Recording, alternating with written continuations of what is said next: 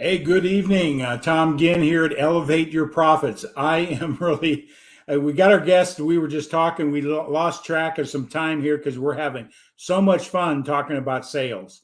And I'm going to bring in Mark Gassert, and then we'll bring our guest in here in a moment. We're going to talk a little bit about this thing here. It may be a little foreign to you, but we'll describe what it is and how to use it effectively to make you put some money in your back pocket. So we'll get into that here in a moment. Hey, Mark, how you doing, buddy? Oh, I'm doing great. I'm doing great. I'm just sharing this out. I think tonight's guest, um, that phone that you just showed us, that's what Jay Jensen is, who was here with us this evening, everybody.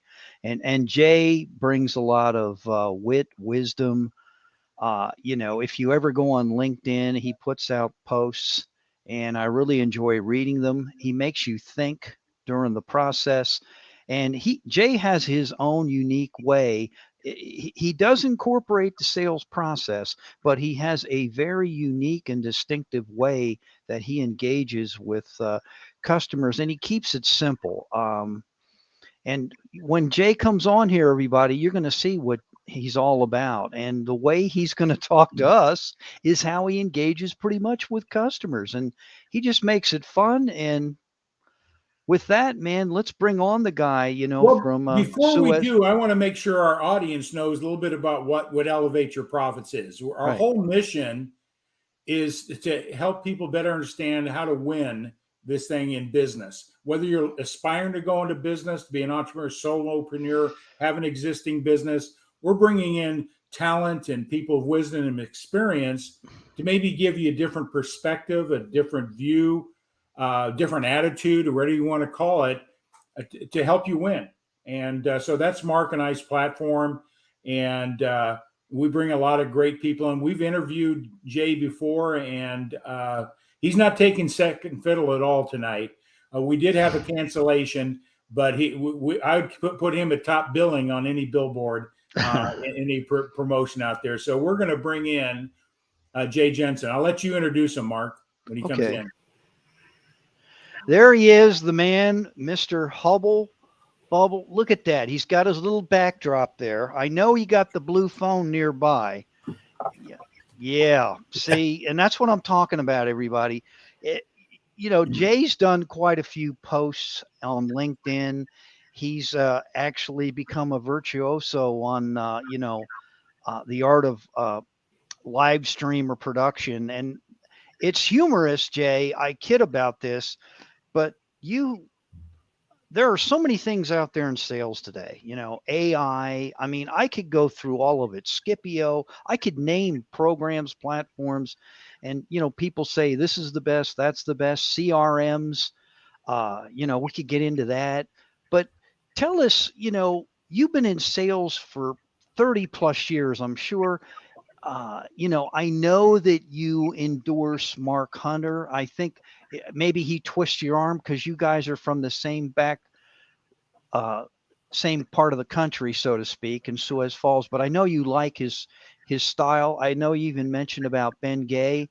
Um, what is it that How did you come across or this methodology? I don't even want to say that, but your process. What did something click one day and you said, "Hey, there's got to be a better way to do this." Could you share that with us? Well, no, it's actually pretty simple. I'm too stupid to figure out what you're trying to teach me. So it was all trial and error. And so, um, but, yeah, I don't know what happened. And LinkedIn is funny too, because when I got on and I started writing, I just wrote what I thought because I didn't think anybody was going to read it. So it's kind of like a diary that somebody found. Right. But it's just the way it is. And everybody makes it too hard. I mean, sales is simple. You don't need to complicate it because complicated just means it's complicated. And, just keep it easy, simple, and have fun and ask questions. And that's basically it. I mean, my sales process, you still follow it, but ask the questions and listen. And that's just it. And have fun. Because if you're not having fun, then you're not doing sales right. I mean, that's just all there is to it. I think all three of us are from that ilk. I'll just say this: people don't care how much you know; till they really know how much you care. And when you're having a conversation, listen to people. Yeah. Don't interrupt them and, show up and throw up. We've heard all that. And, really sit and listen, or stand if you are, or if you're Yeah. face to face, whatever it is, or you're on the phone, listen to what they're telling you. Yeah. Because and that's the main thing. Listen to them, and you do care. And what I mean by do care is, don't try to sell them something they told you they didn't want, and don't try to overcome it and force them into something, because I've done that before too. It's just you listen, and I always say, the main thing for me is not to sell, it's to make sure you buy the right thing, and because that's what I'm here for. There's nothing worse than selling somebody something, they come back 6 months later and say, boy, you did it wrong. This isn't what I was after. That means I failed. That's the way I look at it. Right. I take pride in doing the right thing and coming up with the right solution. Yeah. So, Jay, I got a question. You're right now in the recreational vehicle industry, Yep. RVs and campers and that whole thing. And prior to that, what did you do? What type of sales have you done? holy crap. Car sales, insurance. I did insurance once, and I was at some guy's farm, and it was like a heritage farm. They have 3 families owned it. He was the 4th generation on there. And the guy asked me, he said, all I want to know is if I have a heart attack, can I save my farm? And I said, good question. This before cell phone. So I sit there, got in the kitchen, and I called my boss up. I said, hey, this right here, will this save his farm? He goes, well, kind of pitch it this way. And then when you leave, make sure you take all the paperwork with you. And I was going, okay, no, this isn't the answer I'm looking for. But sold insurance. I've pretty much sold it all. Yeah, except my soul. But that is for sale. Everybody has a price, right, Hey. Jay? Oh, you name it. So I got to ask this, since you like to kid around. Are you going to walk around the neighborhood and impersonate a salesman for trick or treat? Is that what you're... I do that 365 days a year. Okay. Yeah. I'm a great impersonation of a salesperson. So, Jay, Mark brought it up. People are about different ways to sell and put message out and texting, and the sale doesn't happen there. There's no relationship going on with that. Would you agree? I've done anymore. It is getting to be a lot of phone, a lot of texting. And it is funny that I can build a relationship that way with people, because that's the way a lot of people want to do it now. Like in the RV business, it's, you get a lead and you call and then no answer, but then I always send a text and again, you have to be able to, they always say smile before you dial. Well, do the same thing before you write an email and put your personality into it. Sometimes, somebody will come, I read what you, yeah, no, we're okay. They're going, why are you doubting or whatever, but it's just, you put your personality in, you'd be surprised. I've had people come in, I've talked on the phone and said, you really don't have anything we wanted. We just wanted to meet you. And I go, well, great. I mean, it would been greater. I would have appreciated it more if you had something you wanted to buy, but while you're here, let me show you something. But it is, I mean, the relationship, I think you can build it on early on. Again, it's by asking questions, and that's what I do with the text. And it's, here I'm going to ask you a bunch of questions, and then, there's a reason, method for my madness. But you can build a relationship. The best way is not using the little templates that they always give you. And said, no, this is your first email, send this out. But just always be yourself, and you can build the relationships that way. Yeah, and we all have. Yeah, I'm dyslexic, so having me try to spell something and communicate with text and all that, it's a big challenge. Mm-hmm. I love this platform called Hippo Video and email, and I can just click the email, and instead of taking 10 minutes trying to figure out how I'm going to say what it's in my mind, I can just do this video thing. Do you use that, or do you use any technology like that? No, not really. If somebody wants, okay, like a camper, can I do a walk around on a video on a camper? I can do that. But I do some video face-to-face chats and such like that. But and I know what you mean. it is a little different sometimes to try to do that with an email, especially like you said with Alexia. You know, it's but you found a way to overcome that and succeed. Yeah, yeah. And I have fun with it. When somebody's, say, yeah, get back to me, here's my phone number, and they just rattle off this number, I say, ho, wait a minute. Yeah. I'm ADHD and dyslexic. Can you slow down a little bit? And they, and I laugh at and guess what? They come the moment I crack the joke with it, I'm not serious and I'm not trying to cover it up, and I just be myself. Say, hey, I hope you understand. Yeah. I'm having trouble because I'm ADHD. Can you go a little slower? And I laugh. Yeah. And they get laughing and they accommodate. And then the conversation usually changes at that point. Well, you know what? And I say, but it makes you a person is what happens. Yeah. Oh, well, this is a normal guy, And oh yeah, trust me, I got ADD, buddy. I will say about that, I'm glad I figured out what it was when I had it. When they said, okay, this is what you have with ADD, because I didn't have a clue. I explained about the 85,000 half-done projects I had at home.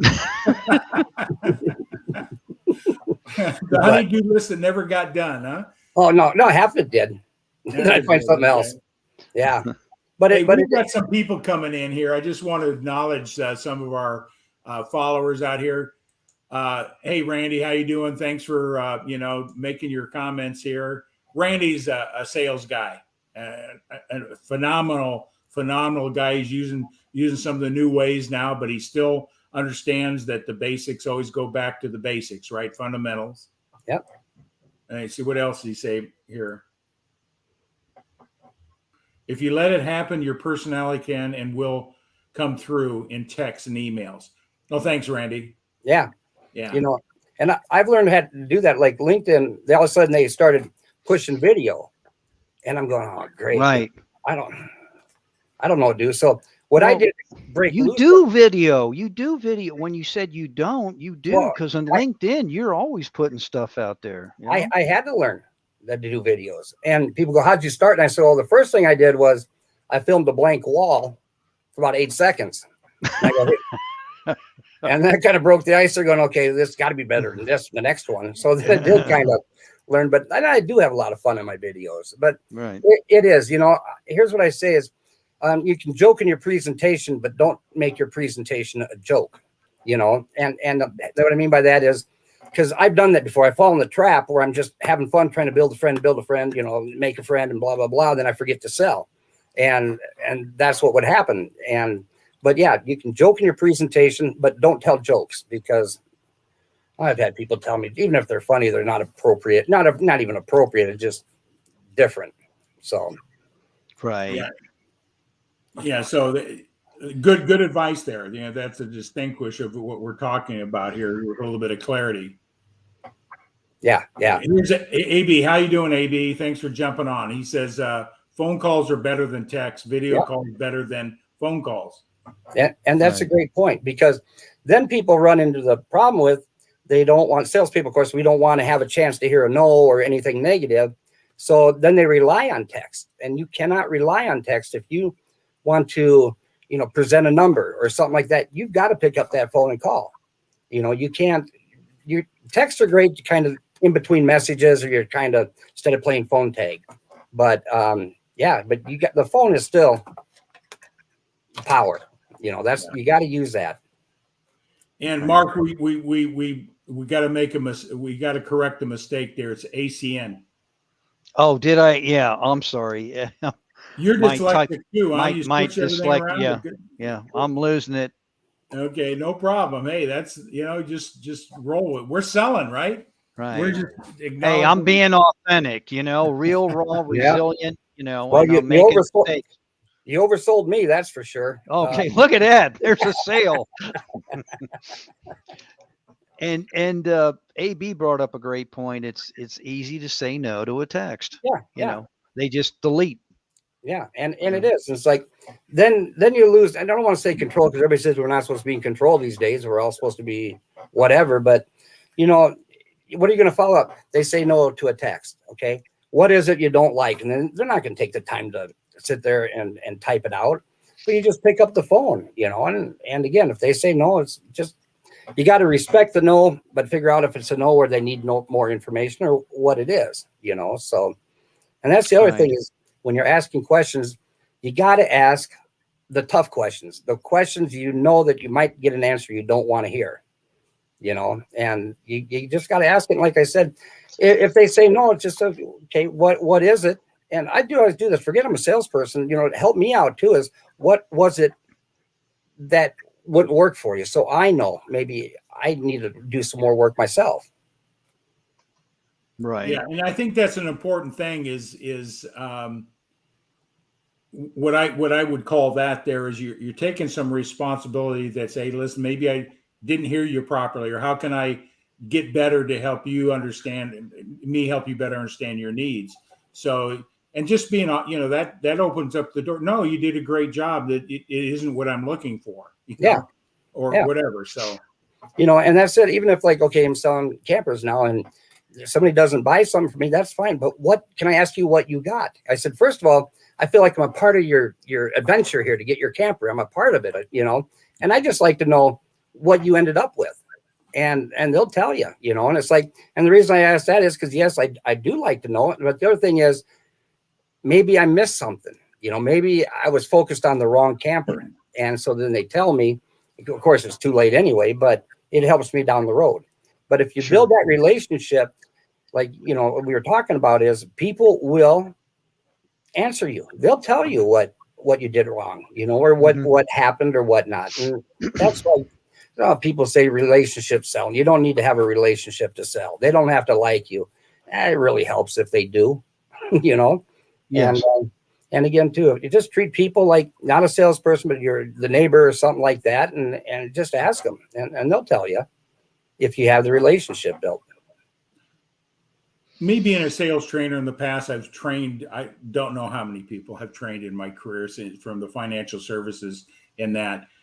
But when a salesperson feels that they're losing control, what would you advise? What would be the thing that you advise? Well, that it's going off in a direction and you're trying to bring it back. What would you tell them? Well, sometimes even if I get the rapid fire, you know, again, they're in the driver, they're asking me a bunch of questions and I need to slow them down. I need to stop. And what I'll do is instead of a lot of salespeople sit there, blah, blah, blah, blah, blah, and just machine gun the answer back is I'll go, wow, that's a good question. And I'll sit there and I go, you know, and I'll stop and I'll pause. And then I said, now I just want to make sure I got the right answer for you, but, you know, let me check on that. But just take them out of their rhythm is what I always try to do to get get it back again. And again, too, I can let them have control. I don't care because I'll know how to circle back and get the control again. But you get that with experience. You know, you can't really teach that. You just learn that. Because trust me, in the beginning, I lost a lot of lost a lot of control. I was always they're 4 steps ahead of me, and I'm following them behind. So, but hey, Jay, I got a question for you. What time is it? Yeah, it is. My time is 5:23. Yeah. Yeah, your time is 6:23. Yeah. See, the thing is, when we ask somebody a question, we're going to answer the question, irregardless what the question is in relationship to our conversation. It works 100% of the time. Well, see, I thought you were just making sure. So I remember next time if I ever do your show, I'm going to start with 5 and not 6, like we did last time. And about it works 100% of the time. You know, it brings it stops what was going on. You ask a simple question, it's simple, you know, Jay, what time is it? You're going to, it's whatever. Yeah. So I think that's what I've taught is asking the right question, of course, to bring it back. Right. So you can get yourself to address maybe a concern that they're just going like this with, and they got 20 of them. Yeah. And then how do you stop that? Yeah. You know, and I like that. I've never thought of that. And again, ask a question, you know, and I like the time one because it's not about the camper. It's just throwing them out of their rhythm, you know, a little bit. So I like that. The key to answering the question is then listen. Yes. Just don't ask the question, then you just keep dumping some sort of crap on them, right? Yeah. Stop and listen. You know, and it's funny when you get more experience in sales, I can ask questions that I know I'm not going to use the answer till later. And I'll tell them, I say, guys, I'm going to ask you a bunch of questions. And, there is a method to my madness, but you do that. And again, now they're saying this is what I hate about new sales. Now we're manipulating people because I ask them a question now that I'm going to use later. I manipulate them. No, I'm actually doing my job, so, but yeah, all these new sales gurus, I wish they would go away. Yeah, that leads me to a question. Do you have your book there? No, I lost it. The only copy in the world. Oh, I couldn't. what was it? What was the title of your book? I can't sell, so I wrote a book. Because and the other one was Like, Cheat, and Steal. Cheat and Steal. Yeah. Get the signature, close the deal. Yeah. I saw you doing that, and I texted you. I said, Crazy, I man. a copy of that book.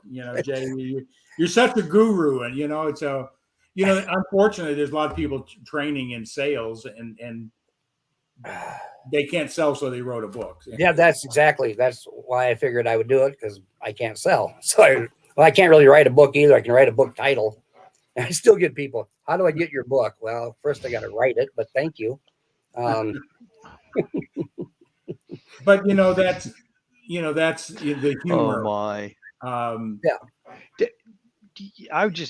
Tom brought something up here. Like, we talk about trust, help, and care, when you're dealing with people, and either it resonates or it doesn't. And I kiddingly say it's kind of like faith. Either you have faith or you don't. It's either in your heart or it isn't. And a lot of times people make this harder than it has to be, and they want to get really sophisticated with a process. And I'm not knocking processes, but you can kind of overdo it. Just have a conversation with somebody and talk with them, look them in the eye, and try and understand where they're coming from, their perspective. Yeah. And instead of trying to fire all these questions at them, and I always say, conversate, not interrogate. It's not an interrogation, right. It's a conversation, and it is. And then I'll even ask them, just kind of sum them up again. So what you're looking for is, this is what you're needing, and again, you're supposed to use a word track, but I figure it's just easier to ask them. So what you're telling me is, this is what you're looking for, and this and that and the other thing. But again, you just talk to people. I mean, that's what they want. They don't want a word track. Right. Yeah. Right. And it's sort of what you're just saying there. Understanding it, if we can get into the psychology and how we as human beings operate and all this, Maslow, the hierarchy of our needs. But people really want to, do you see me? Do you really hear me? Yeah. Do you really care about my interest? Yeah. And if you can do that in conversation by asking questions, stopping and listening, reestablishing, get clarification, and not dump a bucket on people. Yeah. They will give you all the reasons why they're going to buy. Well, and that's just it. That's why you just got to listen, because they'll tell you how they want to be sold. And that's that is. And I'm simple. I always say, what do you got to, again, a process. I'm not knocking a process. You got to follow a process. I mean, that's why It's been there forever. But make the process yours. And again, ask questions and listen. I know that's not going to, that's about one chapter of a book I'm going to write. And then I got nothing left, might do some coloring books in it, but again, keep it simple and just ask questions and listen and care, Yeah. That's true. Mark, that you is got something there? Yeah, I was just gonna say, I think, and the other part of the equation is, there's a lot of people right now that get enamored with CRMs and other type of sophisticated platforms or tools that are out there. I'm not making fun of them. I think, there is a use, but it's to supplement what you're doing. You can't get away. People need people. I mean, I've heard some folks say that you can just go online, point, click, and boom, and I don't know. I don't know if everybody wants that. That's like restaurants. I like to sit in a restaurant and engage with people as opposed to takeout. I mean, it's just, what's going on in our world today. Some people are now some establishments are saying we don't have enough people here, so therefore we only do takeout. I mean, I've Right. experienced that more than once, recently. So it's, things are changing right now. But Yeah. what's your take on all that, Jay? I mean, I hit you with a lot there, I know, but Yeah, like CRMs and gizmos and gadgets. I oh, mean, what do you? I'm thinking of food right now since you mentioned that. Oh, okay, all no, right. no. You want takeout? You better use the blue phone, man. Here's what I got to say about CRMs is they are good. And I remember when I got out of sales for a little bit and I came back in and they're showing me this, I was going, wow, this is awesome. It sure beats my Stuker box, which was, Right. a recipe card book, and you'd write stuff and, move the card with the customer's name on the back or the Rolodex. But CRMs are good. What I think the managers have to trust the salespeople on the CRM. Is by that I mean, if you want to kill a lead and it's dead, well, kill it instead of keep getting prompted. Now you're 800 tasks overdue because of something that there's nothing there, and then you start cheating on your. The CRM doesn't work unless you tell the truth. You got to be honest with your CRM. Sure. But I still like the yellow legal pad, $1.99, and I get 3 of them, and just write stuff down. And what I like about that is the end of the night, I'll write everything down that I need to do in the next morning. And then I do that because then I can go home and I'm done with work. I'm done for the day. Right. I close the shop down, and, Right. but CRMs are good. And then the other thing is sometimes they use the CRM as a negative, the managers to the salespeople, and they use it for ways to pick on somebody, instead of Right. using it the right way. I've seen that too. But Right. CRMs are good. I still use it. I put my notes in there because heaven knows if I'm sick or somebody calls in or whatnot, Right. at least they can get in and see where I'm at. Right. And it's just always good to have the documentation on there. But Sure. I still use the yellow legal pad. There you Look go, at that. Mark. Okay. Well, cool. So you a Bulldog fan? Georgia?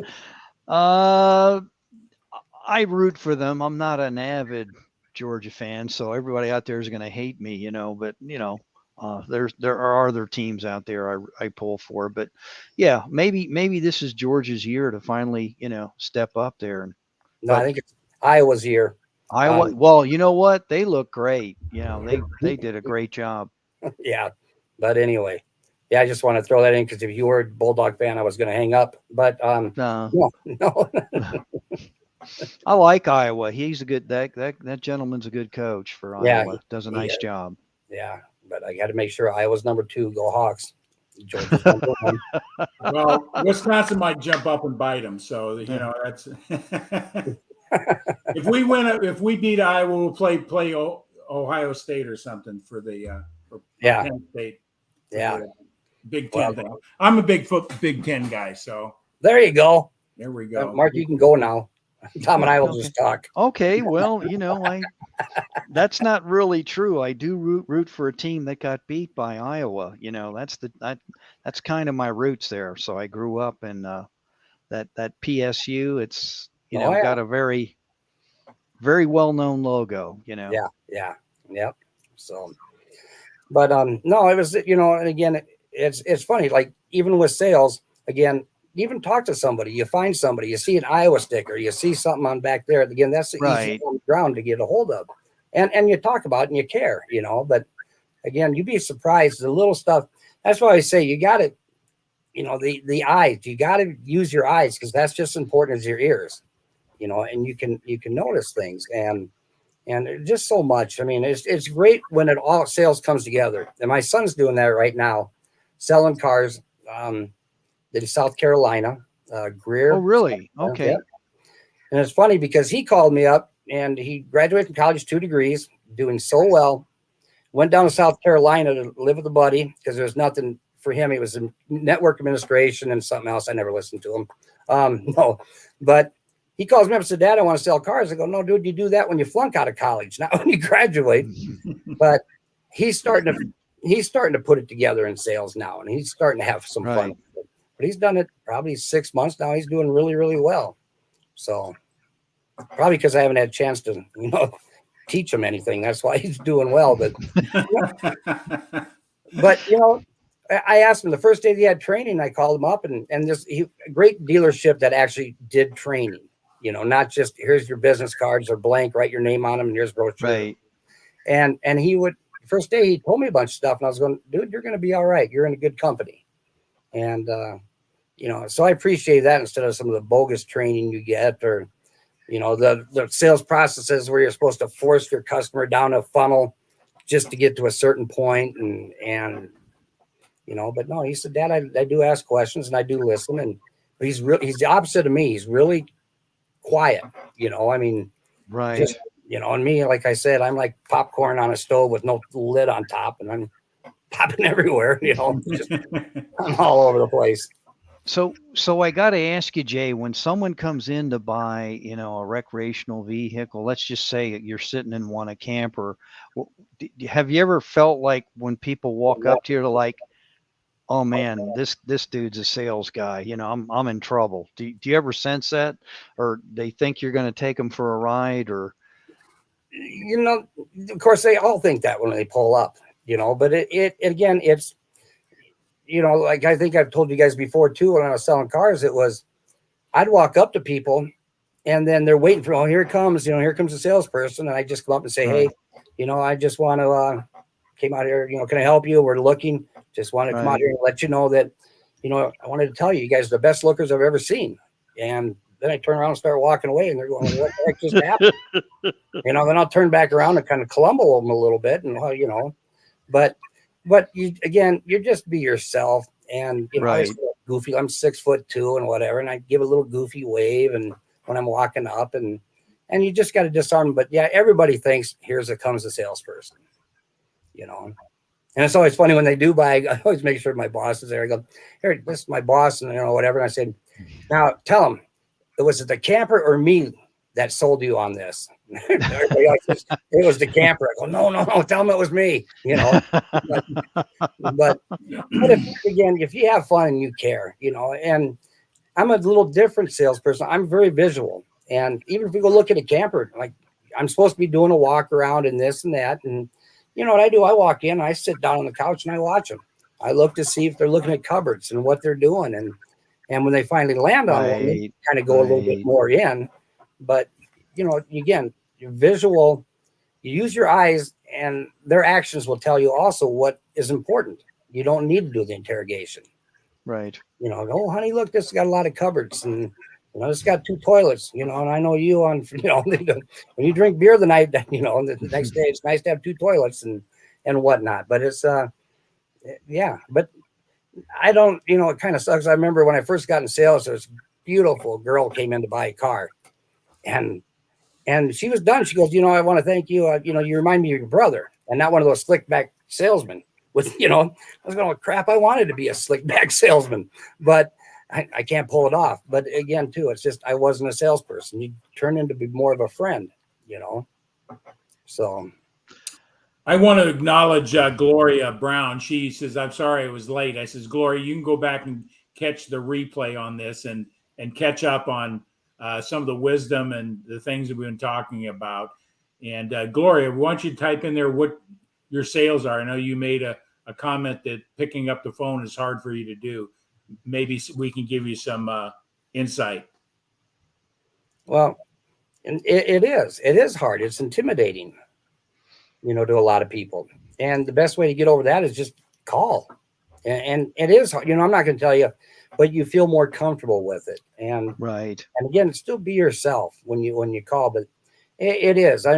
Phone intimidates a lot of people. But you will use it and you'll learn. And don't worry when you call. Don't worry about making a mistake because they don't know that you made a mistake when you called. Exactly. There you go. Yeah. Okay. Real estate. Okay. I do real estate part-time. Okay. Yeah. Okay. What part of the country, Gloria? I think she's in California. I may be mistaken. So. Okay. Your property management full time. Okay. All right. Yeah. And that's selling too, is finding the needs and communicating Oh yeah. solutions to problems and, you know, those type of things. So Yeah. we're all in sales one way or another. We're either trying to convince Right. our wives or our children or somebody. We're in sales all the time, just trying to persuade people to a different view or make a Yeah. decision or where the case may be, right? We're always in sales. Yeah. Yeah. I wrote a post on that once. I don't care what everybody says. I'm here. You know, I'm going to persuade people. That's my job. I'm here to persuade. You know, it's again, I'm not persuaded to get the wrong solution, but if I have the right solution, I'm going to tell you, I'm going to persuade you to buy my product if it's the right one. But that's that new sales again. We can't persuade. We can't manipulate. They're all going to be Amazon before too long. That's how people are going to buy. I like to see him get that 36 footer overnighted. That would be the thing Yeah. I want to see, you know. Well, in the car business too, they're all going, everybody's but Carvana and such like this. I go, but guys, you don't understand. They come and drive the car at your dealership. Okay. It's your job to sell them while they're there and not so they drive it, leave, then buy from Carvana. You know, you got to still be a salesperson and figure out and forget they're going to go to Carvana. It's just do your job, follow the process, and try to sell them while they're there because there is some benefits to it, you know, from buying from a dealership then versus Carvana. I think Carvana's great. It's, you know, it does. People do want to buy something online. Right. So. Hey, Jay, I do have to share this because I'm getting a direct text from Patrick Tinney. Oh no. Yeah, he said, oh no. He said, "Hey, Jay, bang. Jay, I just bought a car and told the dealership that I would not buy from them unless they were profitable." And then he wanted to remind you that a phone is not a rattlesnake. No. So. Yeah. Oh, he's my buddy, old Patrick. I just love him. Yeah, he wrote a post on that, and I said, Patrick, I love it. You know what? Because he came in with a different attitude. It's not, right. I'm a salesperson. This is what I want. I want you to lose money on this car or, you know, do something. And you come up and say, hey, I want to make sure you make money on it. And the guy's going, I'm going to go talk to my boss. And the boss, this guy says it's okay if we make profit on him. What do we do? Oh, I don't know. You know, and it was great. And I told Patrick that was great. I love an informed buyer. You know, we've done our research. That's great because you know, you'll find out with me. I don't know nothing. So I'm glad I'll probably learn from you. But an informed buyer is better because in the 80s, we were the internet. They had to come to us for information. Right. And of course, then nobody trusts us, you know. But I love it when somebody comes in and says, hey, that's what I want. And you know, I've done some research on my car and this is what it's worth and this kind of thing, you know. So no, I'll take an informed buyer anytime. It's a great point. Jay, I got a question. I come from understanding a little bit what goes on in the subconscious and how salespeople operate. And I found this a long time ago. and just expound on what I share here. You've trained salespeople, right? You've been around in that environment over the years. My question is this, and then I'll expound on my answer to my own question. Then you can do that. Is a lot. It comes with age. I know. I'm with you, buddy. Yeah, but anyway, what I found in sales and people having success in sales, it was directly relation to their belief in their worthiness and how they related to money and prosperity. Did you ever seen that where somebody has all the talent, knowledge, and everything else, but they don't feel they're worthy of making or asking for a big check? Did you ever see that in your sales training? Is not really, but I know what you're saying, you know. And what hurts is back in the help wanted, you know, you look at the paper and salesperson wanted to make $120,000 a month, you know, but then they throw so much of that money out there that you know it wasn't going to happen. But I've not really, but I've seen salespeople sell based on money and not need, you know, which is the worst thing you could ever do. Right. You know, but no, I haven't, but I not that I can think of, but I probably, that's a good point. I like that. what I found out, and for those out there and anybody's in sales training, if you're interviewing people, find out what their relationship to money is. Do they believe they're worthy of making 100,000, 200,000 a year? If they have a history of making 50, they don't have a belief system to make more. No. And so that's something out there that I have found is your belief about what you're worth and what you're capable of earning. Because in sales, you have the opportunity to make unlimited, right? Yep. Yep. You control it. Do you believe Yeah. you're worthy of making X? What do you condition the value that you are as a human being? And that's where most people will perform in sales. Yeah. A belief system. Yeah. That you're worthy of making 100,000, 200,000. Yeah. And they don't believe it. And then you see some salespeople got all the talent, but then they're happy making, you know, I don't want to throw a number up, but just a little bit, you know, a little bit of money. They haven't tasted the big check, you know. Yeah. And that's what I'm saying, you know, is wait till you taste the big check. You know, how do I do that? It'll come, you know, but all of a sudden you do that and you're going, wow, this like my son, you know, he's dad. Well, yeah, you can pay me a little bit of money, but you owe me now. No, but it is with the money. I do like that, but a lot of people don't believe, like it says, I can't, you mean I can make $10,000 a month? Yeah. I was happy at $2,500 a month. Yeah. You know, and they don't believe it until they have that, put that month together and get that big check. And then they kind of realize what they're worth. Yeah. Yeah. Mark, you put something up in the chat there, a private chat. Well, I sent it again. It's, if you'll notice, it's from Patrick. He said, I told the dealership that I was a professional negotiator, but I refused to negotiate with them. So he's constantly, there's something else I'm going to throw up here. He keeps coming at me here on direct text. And I sent him the link to this. So, you know, feel free, Patrick, to climb on board here. Oh yeah. That'd be awesome. Yeah. And what Ernest said there, first time I made 6 figures in 4 days, I said, holy crap. Yeah. Can't do this. And that's the belief system that, hey, I can do it. Yeah. Yeah. Just replicate. But some people don't even believe they can get there, and they don't even do what they need to do. And that's like with my son. It's just, you know, again, yes, you can make that money and you can make more, you know, but again, too, it's, you got to do it the right way. And thank God my son, he's got integrity, you know, he does. I know he cares. And, you know, he's talking a little bit. I talked to him and he's telling me, yeah, Dad, well, they didn't quite have what we wanted. I think I could have got him into this, but you know, this type of deal. And it is, I just, again, nothing worse than 6 months down the road, somebody says, hey, you sold me the wrong thing. You know, some salespeople be happy, going, oh, cool. Now I get to sell 2 things to them, but, just do it right. Then you'll get your friends and family and your referrals. Yeah. Mark, you got any questions? I got another one I'll throw here at. I'm throwing some stuff out here. Patrick sending to me. Get Patrick Tinney, get out here. Yeah. Yeah. I got his books right up here. Yeah. Patrick. He just keeps coming. And Patrick, I sent you the link. So climb on board here, please. Yeah. But, and I told you, he'd be a good guy. I read Patrick's book and you can tell it's a great book. But it's a whole different sound. You go, Patrick, you're way, you know, what he's done in his life and his books. And I'm going, man, that's just opened up a whole new world of, you know, I'm not a C-suite seller, you know, I'm belly to belly, you know, and you're B2B. Oh, you're the original. Yeah. No, you are belly to belly. That's what I'm belly saying. To belly, buddy. I'm 250 pounds. I'm belly. You're the original. Yeah.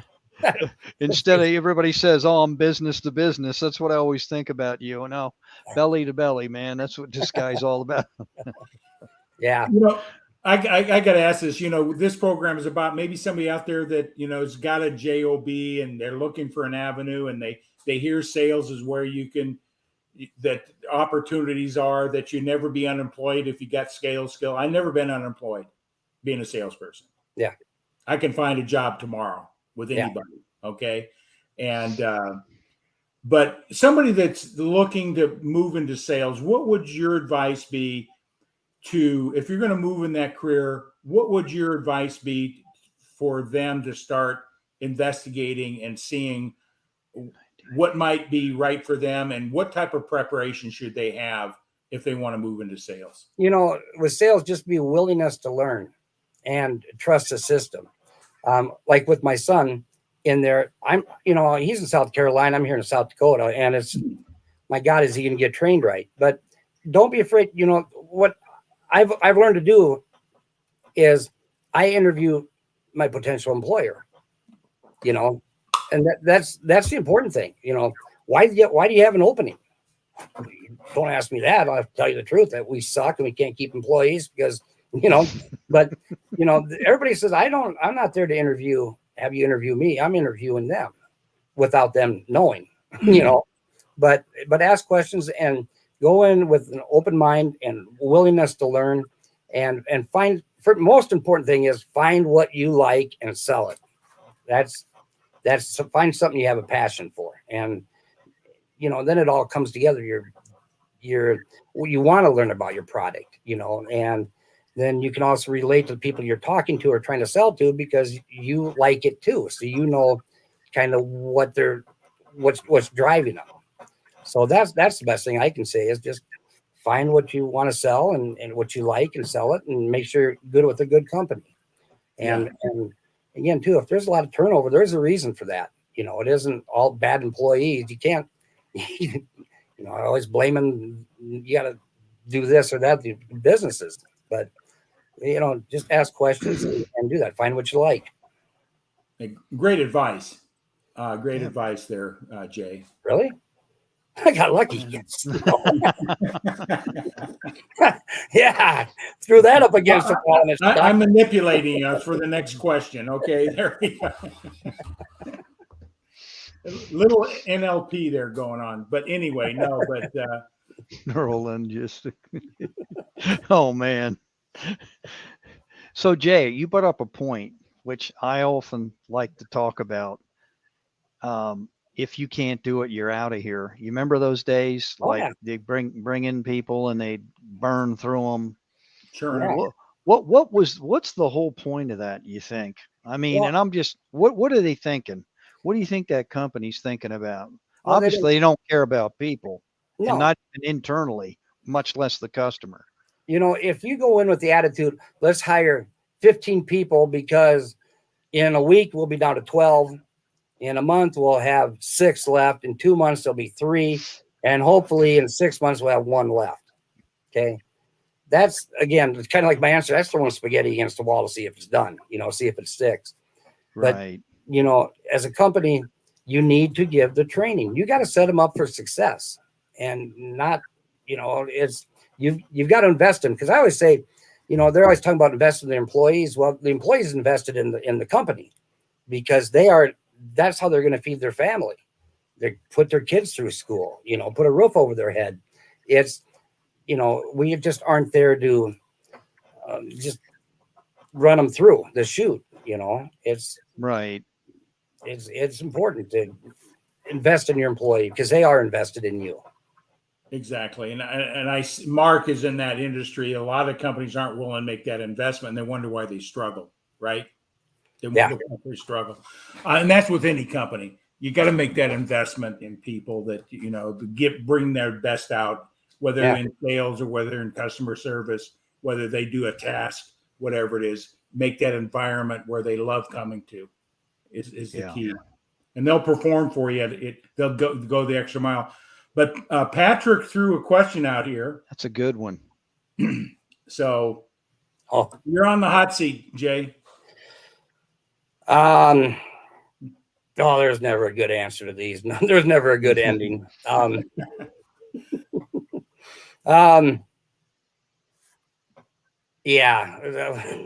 Patrick, you come on the show here. I've had a lot of customer disasters. Some by me, I caused it, but probably the worst one was when I got out of selling cars for a while. And I got back in and I was talking to these people, and they were in an accident and lost their car and totaled it. And they wanted the exact same thing back. So I asked them, I said, was everybody all right? First of all, was everybody all right? And I swear to God, she said yes. And then I go, "You gave me an answer?" I said, "Oh, that's good." She looks at me, she goes, "No, there was a boy killed." Oh, crap. Now what do I do? And I said, "Well, I'm going to ask you some questions." And I said, "I'm from Irene. I'm a small town boy. It's like a town of 600 people." And she goes, "That's where the boy was from that died." And I'm going, "Oh my God, this just went bad." But Right. yeah, that's the biggest disaster. But again, I wasn't listening. I was thinking ahead a little bit. But yeah, that was kind of sad. That wasn't a good moment. That was a disaster. Right. Yeah, that's what I thought. I was telling everybody that I was going, "My God, I've been doing this forever, and I just can't believe I said that's good when she said somebody died." But anyway, That's because you didn't let that you were asked the question and responded before you had a chance to hear the whole. oh yeah, yeah, Right. yeah. So Jay, everybody probably looks at you and figures, hey, this guy doesn't have any problems. He doesn't struggle. He doesn't even fail today. And we'll put where the rubber on the road. I'm sure at times you might have lost a sale or two, even right now in this 2021. I'm not being mean. How do you deal with that adversity today? How do you cope with it? Because, there's enough things out there that are pulling everybody in different directions, and it's this fault and it's that guy, or it's COVID, or it's this. I said the word, sorry everybody, but whatever, and you just get tired of hearing why this or thus or so. Things aren't gyrating. But how do you deal with it? Well, first of all, you got to be honest with yourself. You can't blame other people and this, that, and the other thing. And it is. I wrote a post on that once here. I'm gonna let everybody know that yes, I have dropped the price to get a deal. I have overpromised. I have undersold. Nobody's perfect. And we were talking about my health. I'm struggling right now because I just don't have the energy to really do what I'm supposed to be doing. And thank God the company I'm with is very, very, what I want to say, forgiving, but they do know that what I can't do, I will do other things to help within the company. I still give it the best of most I can, but yeah, no, I'm one of these still. I'm just like everybody else. I don't have all the answers, and I failed I fail more than I sell. Right. But that's just it. But you can't. COVID. Everybody has COVID. It's a terrible thing. But how do we overcome that? When COVID first hit, I said, guys, we got to learn to speak on the phone. We got to start learn how to do Zoom. And they're going, what do you mean talk on the phone? I said, we got to learn how to talk on the phone because it's tough because you get that 2-second delay and you're jumping in. And right when the people start to talk, then you're interrupting them.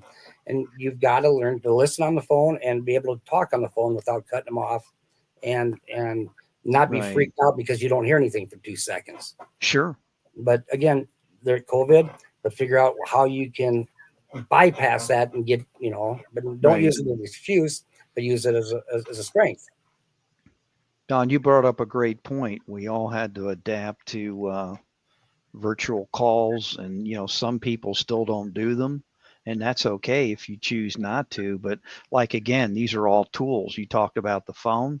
Right now, we're engaging, all of us here, and we've got an audience over here on the right-hand side making comments, and I think that's important that you learn how to use these tools. And with what I'm sure. Yeah, I would love to see a Zoom call with you and a customer. That would be a hoot to watch. I mean, again, it is.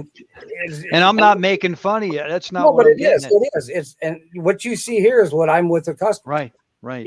And people, how do you do that? I said, I don't know. I try to do it the other way. It didn't work. Right. And but just be yourself. And I had somebody say, it was when I was over in the Philippines, talking to with somebody from LinkedIn, Jeff Manholt, and he's going, said, just be authentic. He goes, what's that mean? I said, well, be yourself. He goes, what's that mean? I said, what are you talking about? He goes, well, I mean, if you're you beat your wife, is that yourself, or is that your true self, or is that, and it was a good question. Right. And I changed the subject, said, "Do you want dessert?" So then I didn't have to answer it anymore. But it is just, it's the Right. buzzword now is authentic and be yourself. But I've always done that, and Sure. it is, and you can tell, even if you, like my son, he doesn't have to go overboard. He's quiet, and he's smart and he's quick, and that's who he is. He's completely opposite of of me. I should get his DNA checked because he might not be mine after all. but yeah, I mean, I don't know if that answered your question. No, it did. Yeah, It did. 2 for 2. But I would love to get this answer from Patrick. This one, he made a 800K mistake and survived. That's an interesting response. What was it? A $10 million deal, or I don't know what was it? And I don't know what that means, but I'd still like to make that mistake. And I've made mistakes with numbers too, and you just explain it to me, guys. I made a mistake. Are you going to honor that price? No, I told you it was a mistake. But if again, people understand you do make mistakes, and you can even tell them, if I wouldn't throw that number out there if I knew I couldn't do it, because what did that accomplish? But you just tell them, hey guys, I made a mistake. I'm sorry, and 13 million. Wow. See, that's what I mean. Patrick does the big dollars. I'm at a $400 camper. Hope it doesn't leak. No.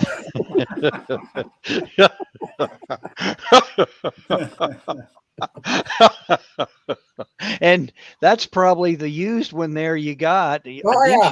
You kicked the guy out that was living in that camper, you told us. Yeah, because I had to do my show.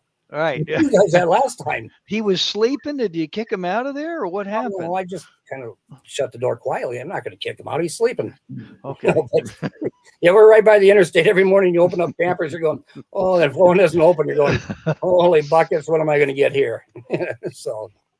Yeah, Patrick just brought some more clarity. I made a mistake between net and gross and had to own up to it. And I think in sales, we need to, I think this is something I taught my salespeople, is know what's in it for the owner or the business, know where their profit, because if they don't make profit, you have no job.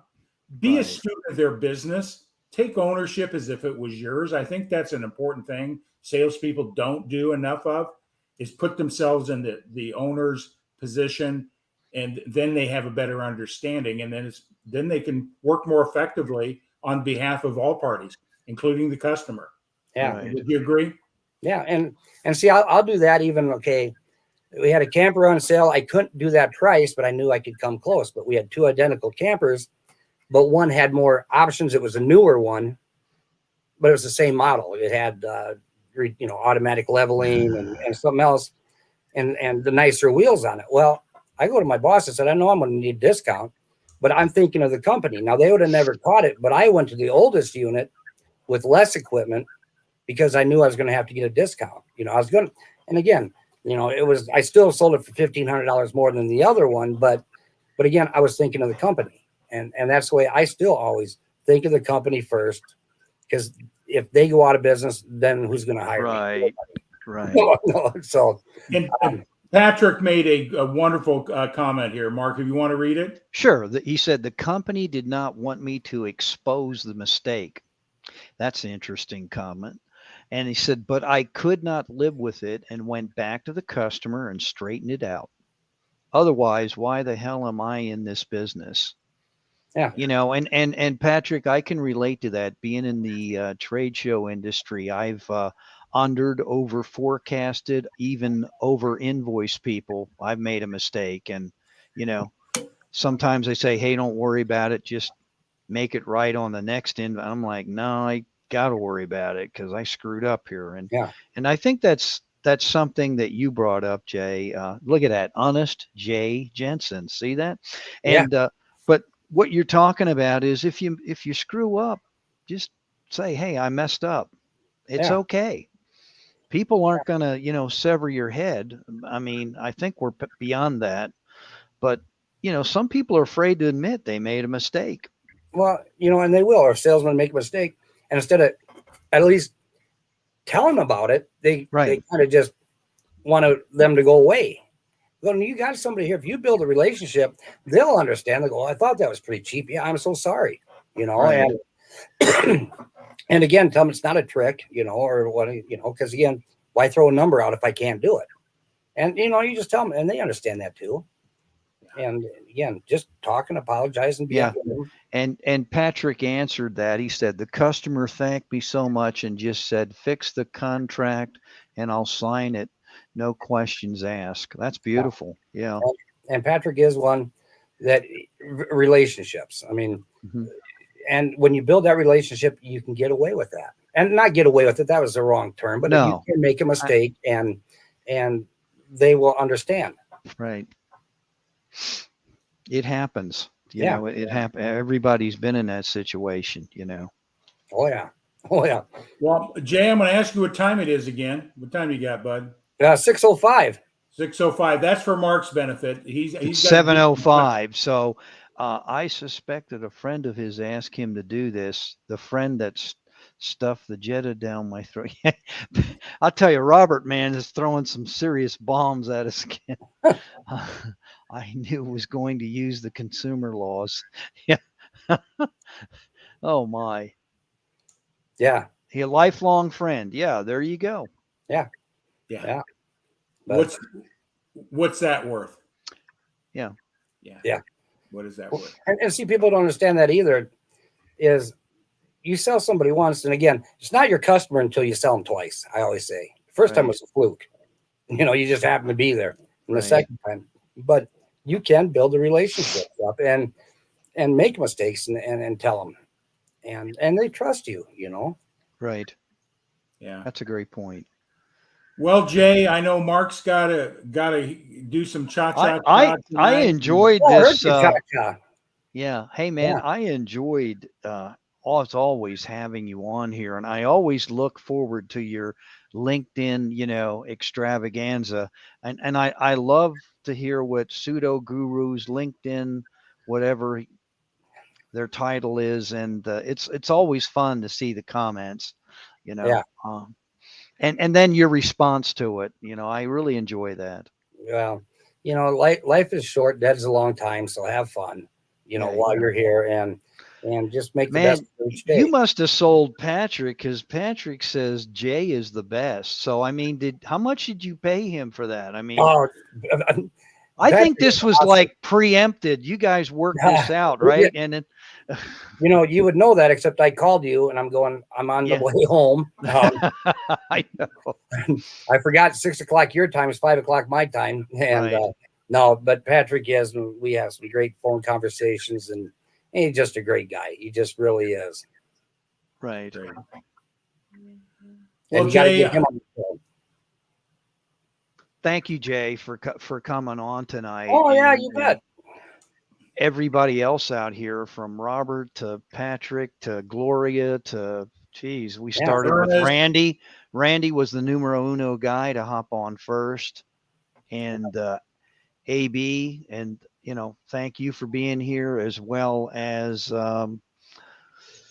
who's Ernest. Yeah, I forgot about him hopping on here and sharing his, stories. It's really cool to hear what people have done in their past and what they're currently doing as well. Yeah. And I'll always give me a call. Let me know when you need a second fiddle. Well, I'm looking forward for the next Jay Jensen production here, and I haven't. My health, I just haven't, but one time and everything, I haven't been on LinkedIn as much as I want to be. I did get hacked, and they shut my account down for a while. Oh, wow. Yeah, I think they gave me account back because I got nothing worth hacking for. I go, this was a waste of time. It was practice. But that's one thing about social selling. You got to be careful. You're not always in control like you are when you're belly to belly. Yeah. That's true. So, all right, guys. Well, Jay, I'm going to put you in the back room. I want to make sure I get some information from you so hang on for a moment. Oh, yeah. Mark and I are going to wrap this up. So I'm going to enjoy that negotiated M&Ms that we got, the blue ones specifically. So blue to match the phone. Yep. I got Well, anyway, that was a delight. I knew it was going to be insightful, meaningful, fun, light, serious. All the things that we touted with Jay. So, Mark, you want to close out, and then we'll be wrapping up here.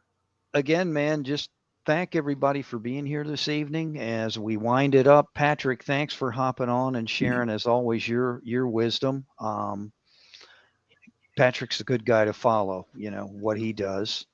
Like Jay said, he's hitting all the big numbers out there in the stratosphere. But seriously, Jay's always a breath of fresh air. Keeps things in perspective for me and reminds myself not to take yourself too serious out there. Have fun. Have fun in your sales. Use some humor. Be yourself. Be real. Own up when you make a mistake, right? Yep. And it'll all work out. Integrity is key in business and key in sales. So let's wrap this thing up, man. I know the wife's out there in the living room. I know. And just to end it with, this is part of Elevate the Profits. That's this portion of it. We didn't talk about dollars and cents. This was kind of cool, just listening to Jay. You got it. All right, Mark, I'm going to close this thing out. See you next week. And we'll make an announcement on who our next guest. We got some pretty dynamic people coming in. You got it. Elevate your profit. It all starts with mind. Have the right attitude, and you'll win big time. Let me see if I can get this thing wrapped up here.